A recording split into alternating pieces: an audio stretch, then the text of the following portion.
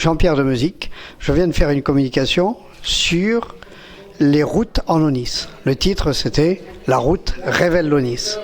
Et j'ai essayé de démontrer que le réseau routier, le premier réseau routier antérieur à l'an 1000, était centré soit sur Saintes pour les voies romaines, soit sur Poitiers pour les routes qui concernaient la période féodale.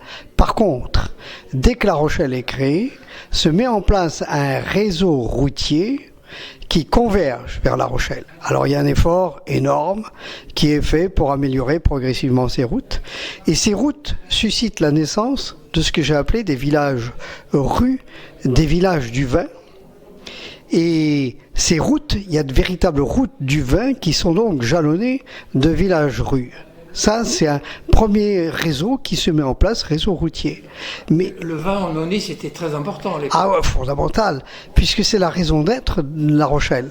La Rochelle a été créée pour exporter le vin en Europe du Nord, en même temps que le sel. Et La Rochelle a remplacé Châtelaillon parce qu'à Châtelaillon, le tirant d'eau, l'abri, l'accessibilité étaient insuffisantes. Donc on a créé La Rochelle pour ça. Et La Rochelle voit se mettre en place donc un premier réseau routier.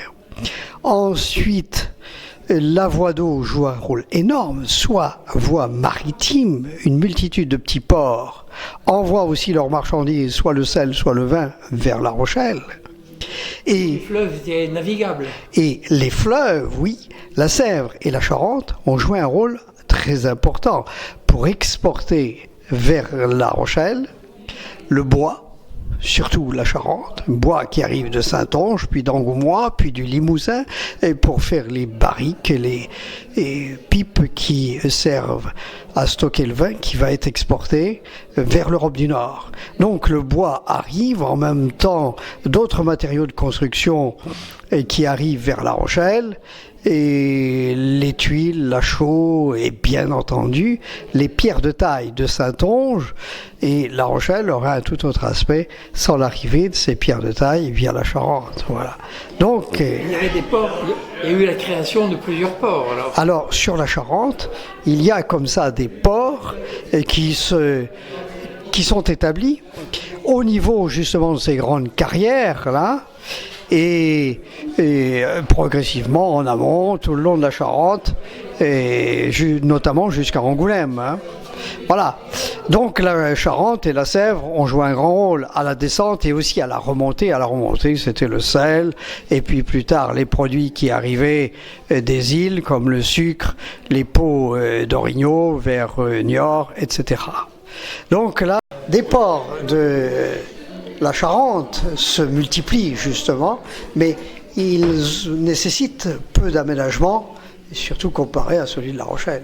Alors donc ce système qui concerne à la fois les voies terrestres, les voies maritimes, fluviales, caractérise véritablement l'Aunis. C'est pour ça que j'ai intitulé ma causerie « Les routes révèlent l'Aunis ». Or, progressivement, on va avoir qu'au XVIIIe, avec la création du service des ponts et chaussées, avec Truden, etc., la mise en place d'un autre réseau routier, progressivement, qui, lui, est centré sur Paris et préfigure le réseau ferroviaire et plus tard le réseau autoroutier. Mais là, moi j'estime que c'est plus l'Aunis avec toute son autonomie, puisque désormais l'Aunis est absorbé en quelque sorte par l'espace national, ou se fond dans l'espace national. Donc si je résume et si je conclus, avant le XIIe, c'est pas vraiment l'Aunis que révèlent nos routes. Si je résume, avant le XIIe, c'est pas vraiment l'Aunis que révèlent nos réseaux de routes, et après le XVIIIe non plus, puisque l'Aunis se fond dans l'espace national.